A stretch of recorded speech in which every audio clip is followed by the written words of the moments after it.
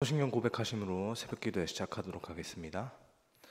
전능하사 천지를 만드신 하나님 아버지를 내가 믿사오며 그 외아들 우리 주 예수 그리스도를 믿사오니 이는 성령으로 잉태하사 동정녀 마리아에게 나시고 본디오 빌라도에게 고난을 받으사 십자가에 못 박혀 죽으시고 장사한 지 사흘 만에 죽은 자 가운데서 다시 살아나시며 하늘에 오르사 전능하신 하나님 우편에 앉아 계시다가 저리로서 산자와 죽은 자를 심판하러 오시리라.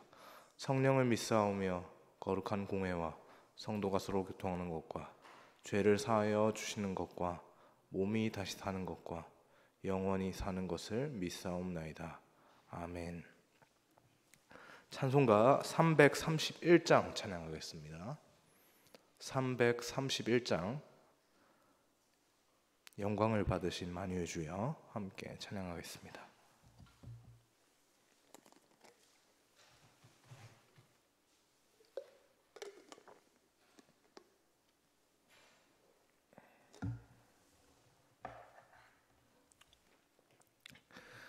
영광을 받으신 만유의 주여 우리가 명령을 따르리다. 베푸신 은혜를 감사히 알고 진실한 마음으로 섬기겠네. 구주의 은혜 주시는 대로 영원히 받들어 섬기겠네. 찬송하겠네 찬송하겠네. 생명을 주시는 구주로다. 구주를 높이고 잘 공경하여 온유한 마음으로 섬기리다. 주 예수 안에서 즐거워하며 충성을 다하여 섬기겠네. 구주의 은혜 주시는 대로 영원히 받들어 섬기겠네. 찬송하겠네 찬송하겠네.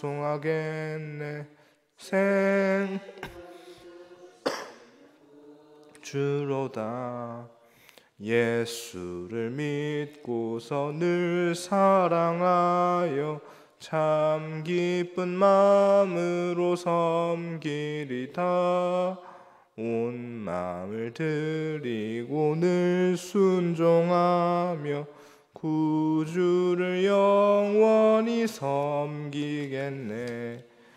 구주의 은혜 주시는 대로 영원히 받들어 섬기겠네. 찬송하겠네 찬송하겠네. 생명을 주시는 구주로다. 아멘. 이 시간 함께 보실 하나님의 말씀은 열왕기하 13장 14절에서 25절까지 말씀 보겠습니다.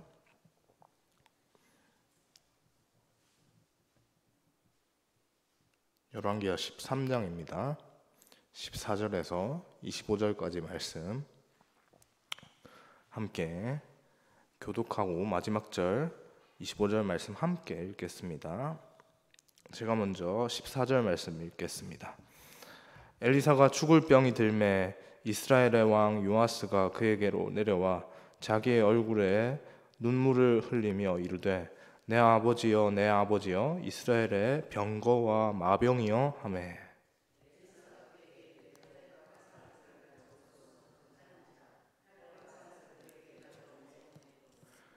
또 이스라엘 왕에게 이르되 왕의 손으로 활을 잡으소서 하매 그가 손으로 잡으니 엘리사가 자기 손을 왕의 손 위에 얹고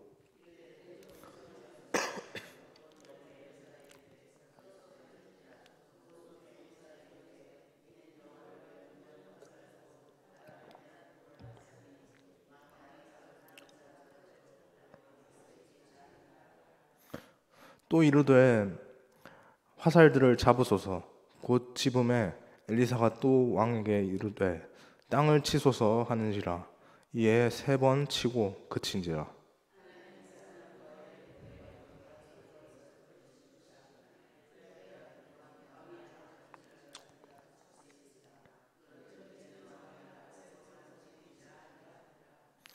엘리사가 죽으니 그를 장사하였고 해가 바뀜에 모압 도적 떼들이 그 땅에 온지라.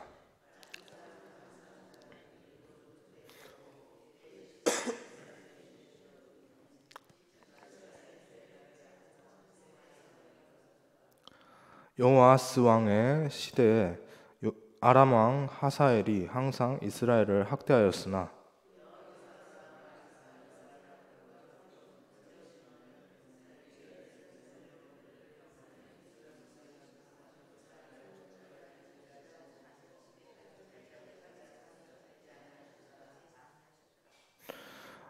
아람 왕 하사엘이 죽고 그의 아들 베나닷이 대신하여 왕이 되매 요아스 왕 아들 요아스가 하사엘의 아들 베나닷의 손에서 성읍을 다시 빼앗으니 이 성읍들은 자기 부친 요아스가 전쟁 중에 빼앗겼던 것이라. 요아스가 3번 쳐서 무찌르고 이스라엘 백 성읍들을 회복하였더라. 아멘. 오늘 본문이 시작되는 14절 말씀에서 엘리사가 죽을 병에 걸렸다는 사실이 언급이 됩니다. 하나님의 사람 엘리사가 죽을 병에 걸렸다는 소식이 당시 북이스라엘의 왕이었던 이 요아스에게 전해지는데요. 요아스는 소식을 듣고 엘리사를 병문합니다. 말 안 듣는 북이스라엘의 왕이었지만 그럼에도 불구하고 이 하나님의 선지자 아주 좀 대단한 이 선지자에게는 그에게 엎드리는 모습을 보였는데요. 그 병문안 그 자리에서 요아스는 엘리사를 향해서 이런 말을 하죠.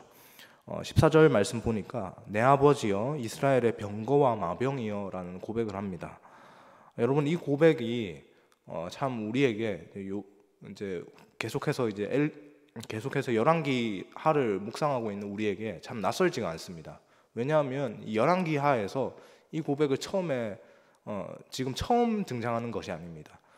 열왕기하 2장에 보면 그 엘리야가 하늘로 승천하는 광경을 향해서 누군가가 이 말을 하죠. 누가 이 말을 합니까? 엘리사가 이 말을 합니다. 엘리사가 하늘로 승천하는 엘리야를 보고 내 아버지여 내 아버지여 이스라엘의 병거와 마병이여 이렇게 부르는 거죠. 이스라엘을 지키시는 분이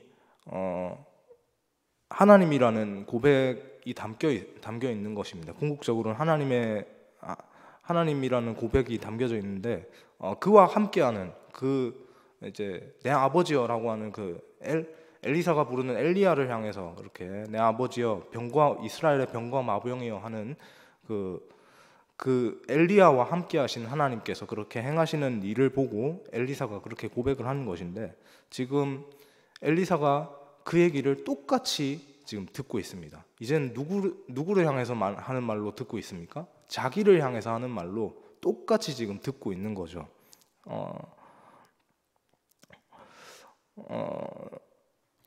이 상황을 생각을 해보면 스승인 엘리야가 자신을 두고 떠나는 이 상황 속에서 엘리사가 고백했던 그 말과 그 어떤 상황과 다르지 않다라고 여겨지는데요.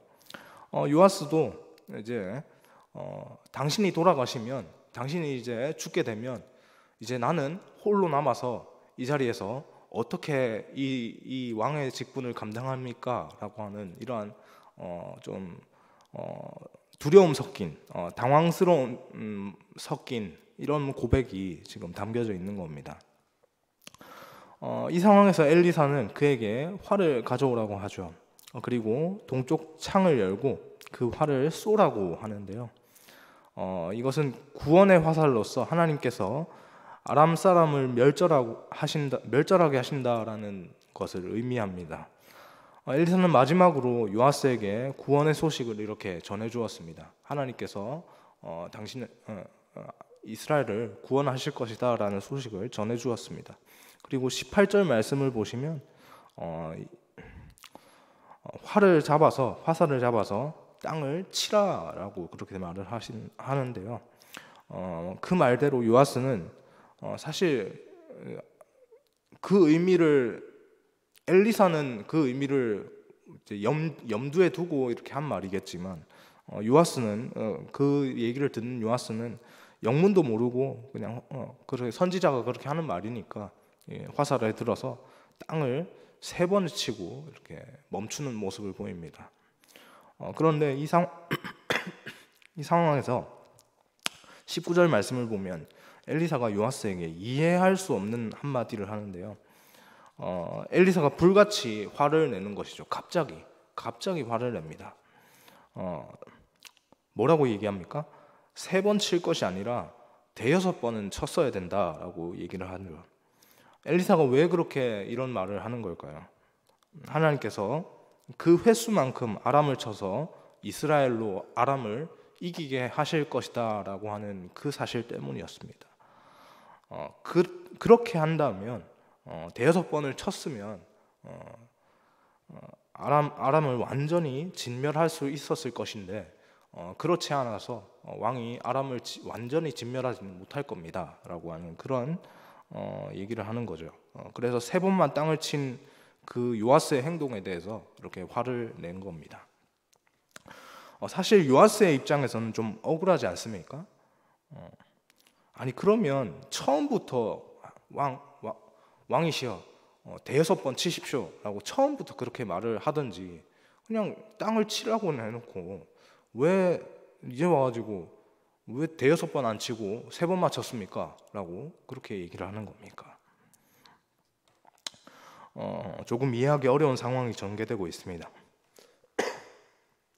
그러나 이미 어제 본문에서 살펴본 대로 요아스는 하나님 앞에서 온전히 순종하지 못하고 악을 행했던 삶을 살았죠.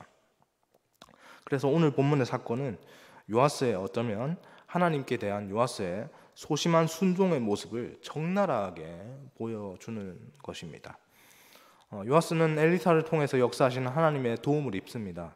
그런데 그가 어디에서 멈춰 버립니까? 자기 생각과 갈등이 일어나면 멈춰 버립니다. 이 정도면 되지 않을까? 내 생각에는 이 정도면 될 것 같은데? 라고 하는 이런 생각들이 들면 그 생각 속에 사로잡혀서 하나님의 말씀을 바라보지 않고 자신의 그 생각 속에 사로잡혀서 그 생각 앞에 자기의 행동을 멈추어 버리는 것이죠. 화를 3번 쏘고 나서 이제 그만 쏘아야 하나라는 생각이 들었을 때 엘리사에게 더 이상 묻지 않았습니다. 땅을 3번 쳤을 때 자신의 마음에 이 정도면 되지 않았을까? 라고 하는 그런 생각들이 들었다면 땅을 3번 치고 더 쳐야 되나요? 아니면 어떻게 할까요? 라고 하는 그런 것들을 물어봤었어야 합니다. 그러나 그런 생각들이 들었을 때 그냥 자신의 생각으로 이 정도면 됐겠지 라고 하고 그냥 멈춰버리는 것이죠. 여러분, 우리가 종종 실패하는 게 있습니다. 바로 이 지점인데요. 오늘 요아스가 하나님 앞에 그렇게 3번 하고 나서 이제 됐나? 그만둘까? 라고 하기 전에 하나님 앞에 한번 여쭈어보았으면, 엘리사에게 한번 물어보았으면 얼마나 좋습니까? 그러나 그냥 자기 뜻대로 멈춰버립니다. 마찬가지입니다. 우리가 어떤 일을 할 때 하나님의 뜻에 순종하다가 혹시 어려운 일이 있거나 잘 모르는 일이나 안 되는 일이 있을 때 이렇게 하는 게 아닌가? 일단 멈추고 다시 한번 생각해보자 라고 하는 이런 생각들을 하지 않습니까? 이런 생각들이 당연히 필요한 겁니다. 누구에게 물어봐야 합니까? 우리의 인생의 길이 방향성이 뭔가 잘못된다라고 그렇게 생각이 들 때 내 행동을 멈추고 누구에게 물어봐야 합니까? 하나님께 물어봐야 합니다. 하나님께 기도해야 합니다. 내 생각대로 하면 안 되는 것이죠. 그래서 오늘 요아스는 온전히 순종을 드리지 못하고 결국 소심하게, 오늘 매일 성경 본문의 제목이죠. 소심한 순종을 그렇게 올려드리고 맙니다. 정말 안타까운 일이 아닐 수 없습니다. 순종이란 하나님의 뜻을 따라 행하는 것이지만 근본적으로 하나님의 뜻을 찾고 또한 하나님께 그 뜻을 묻는 것입니다. 그 하나님의 뜻을 찾고 묻는 것을 통해서 마음속에 드는 확신이 생겼을 때 그 확신을 향해서 망설이지 않고 머뭇거리지 않고 나아가는 것이 바로 순종의 행위인 것이죠. 우리가 어떤 일을 감당하다가 연약하고 지혜가 부족해서 자꾸 멈춰버립니다. 그럴 때마다 우리는 누구의 지혜를 구해야 합니까? 하나님의 지혜를 구해야 하는 겁니다. 하나님의 능력을 구하고 무엇보다 하나님의 뜻을 구하는 우리가 될 수 있길 소망합니다. 본문 20절에서 21절을 보면 또 이상한 이야기가 나오는데요. 엘리사가 죽은 후에 1년 뒤에 어떤 죽은 자를 장사하다가 모압 강도들이 공격을 해오자 시신을 대충 무덤에 던집니다. 이스라엘의 무덤은 보통 동굴에다가 여러 시신을 장사하는 방식으로 그렇게 진행이 되는데, 그래서 엘리사가 묻힌 곳에 다른 시신도 장사를 하였습니다. 근데 그만 급하게 시신을 던져놓는 바람에 급하게 시신을 던져놓다가 엘리사의 뼈에 다른 시신이 닿게 됩니다. 그러자 그 시신, 엘리사의 뼈에 닿게 된 던져진 그 시신이 갑자기 살아나서 일어서는 기적이 일어나는데요. 이 사건이 무엇을 뜻하는 걸까요? 사실 엘리사의 능력을 말하고자 하는 것이 아니라 말씀의 능력을 말해주는 것입니다. 선지자는 죽었어도 선지자가 전한 하나님의 말씀은 살아서 생명력이 있는 말씀이라는 사실을 말해주는 것입니다. 그 생명력 있는 말씀이 이스라엘을 붙들고 지키시는 것이죠.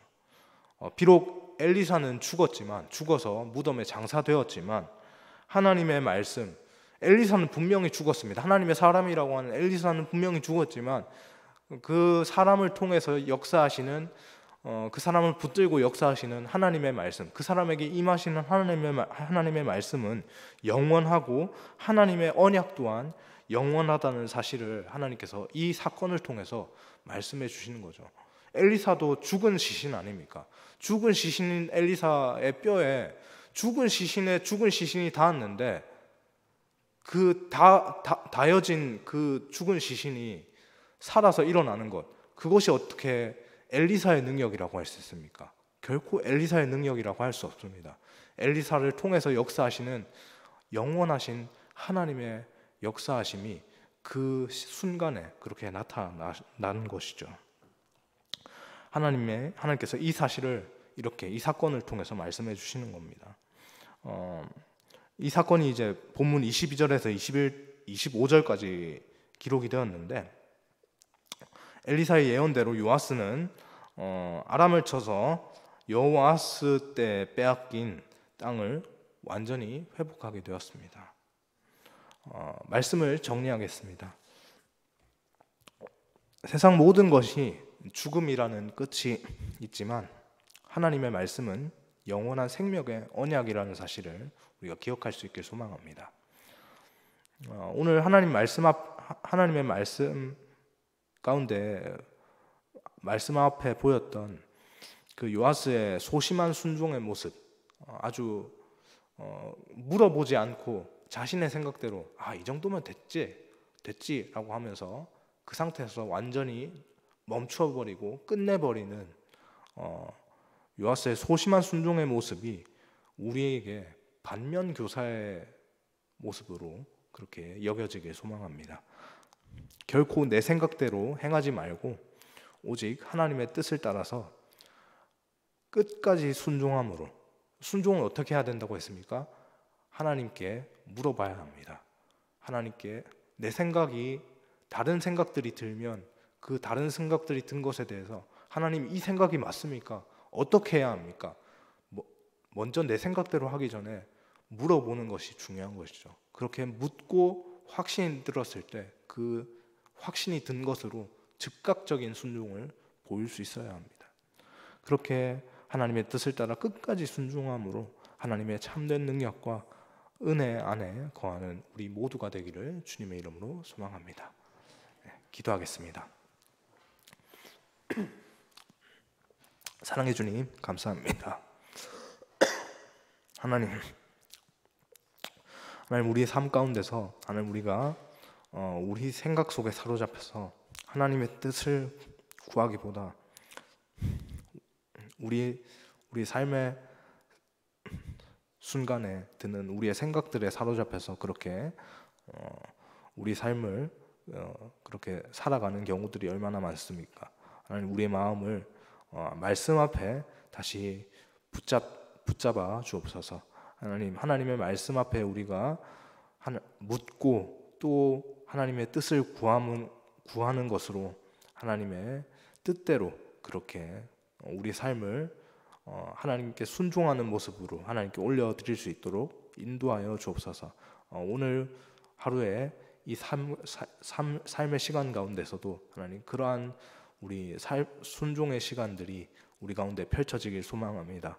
하나님 어떠한 상황 가운데 있다 할지라도 하나님 우리가 우리의 뜻대로 하는 것이 아니라 하나님의 뜻을 묻고 구하고 그 앞에 엎드리며 그 하나님의 뜻 우리를 향하신 하나님의 뜻 앞에 하나님 망설이지 않고 그 뜻대로 그렇게 순종하는 삶으로 하나님께 영광 올려드리고 또한 하나님을 기쁘시게 하는 우리 모두가 되게 하여 주옵소서. 감사합니다. 이 모든 말씀 살아계신 예수님의 이름으로 기도합니다. 아멘.